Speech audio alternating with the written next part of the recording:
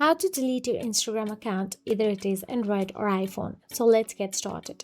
First of all, open the Instagram app on your mobile device and make sure you are signed into your account. Then go to your profile. Then tap on the three lines at the top right corner of your screen and navigate to the settings and privacy of Instagram. Then tap on the account center at the top. Then scroll down and tap on the personal details option available on your screen. Once there, tap on the account ownership and control option available.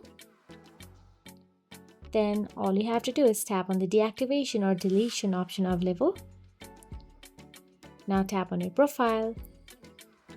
Now tap on the delete account and tap on the continue button available there. Then you'll be navigated to choose a option from the given list. You can choose any and simply tap on the continue button available there. Once you tap on the continue, again tap on the continue. Now scroll down and follow the on-screen instructions.